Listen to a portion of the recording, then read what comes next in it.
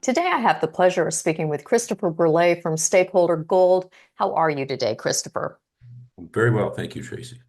And of course, Christopher, you just put some news out earlier today on the Ballarat exploration program. Can you tell us a little bit more about that, please? Yep, we talked about we're in the middle of our kind of maiden diamond drill program on Ballarat. It's now 20,000 hectares, and we drilled the Loki Copper Zone. Was our first hole. We saw chalcopyrite, pyrite, and pyrrhotite, semi-massive and massive, and then large stretches of finely disseminated chalcopyrite in that drill hole. So we allowed the drill to go beyond 200 meters to 488. We identified a new ultramafic intrusive unit for the Loki structure there, so that's interesting. Time will tell. Assays will come. We were calling it a Alaska style nickel-copper PGE type deposit. We'll see about grades, and then there'll be portions of it that there's a fault there that's 35 kilometers long, and we've staked the eastern part now, the Loki East, and we'll be running a soil grid on the western part. So an exciting first hole, and then we're following up on our gold targets now. We're in the middle of that program. There's about 7 holes on 4 different targets. That's on the northern part of the property. We're talking about there the east, what's called the east zone, a very large soil anomaly. And then north and south limbs for the Sky Gold Zone. And the north limb has a strike extent of almost 2 kilometers, and the south limb about 1.3 kilometers. So we're drilling all of these targets. We have drill pads put on them, two holes in three in Loki North, and then from there we go to the northwest target. That again another extensive gold and soil anomaly south of Black Fox, which is a white gold type, which is a white gold property. Yeah. And I think for those of you out there that are, that understand the Stakeholder Gold project, you are right next to the coffee project, right? We're north of the coffee project. They're building the northern access route through stakeholder claims. It's kind of how we set up the claim position. We extended down there in 2016. So we have 20 kilometers of that road route goes through the center of our claims.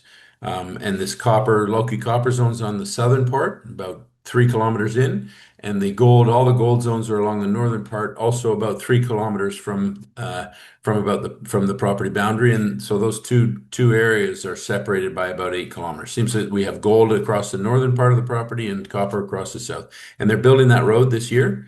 Road construction. They have all the equipment there staged at the top of Barker Creek, and then they'll be building about 16 kilometers of new construction, and then about three and a half, 4 kilometers in there already for the placer miner on Ballarat Creek. So a lot of new construction there. We'll be using that to do soil sampling and to do basic mapping along the road route.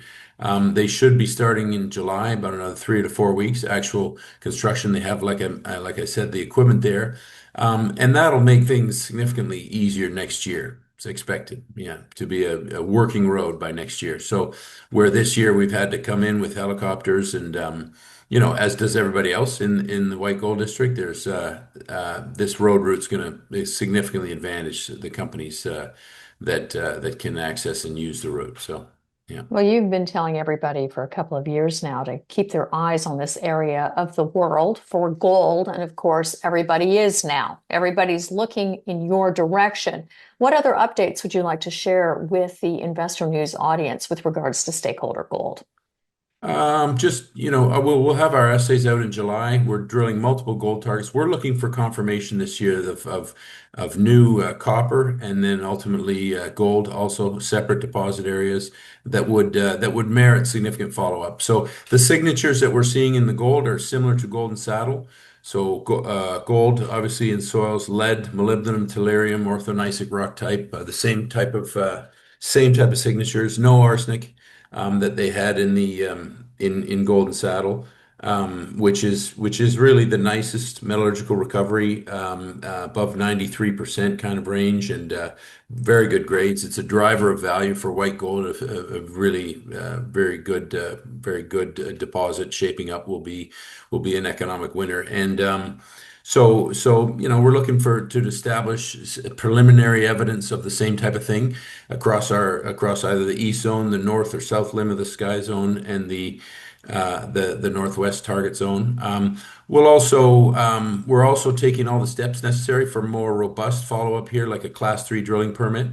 And we're also continuing to advance our quartzite business in Brazil, which is doing very well. We're excited about a new quarry coming on that we'll announce, that we'll talk about, is Taj Mahal, a material that's very much in demand in the United States and in Europe. And we've been able to secure, that's our fourth operating quarry.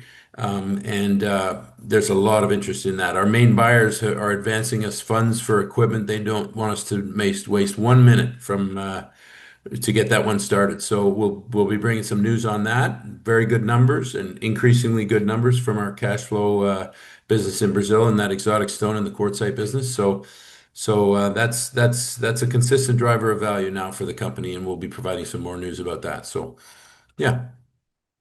For those of you interested in finding out more about Stakeholder Gold, please go to their website. And as always, Christopher, it's a pleasure to speak with you. Thank you very much, Tracy.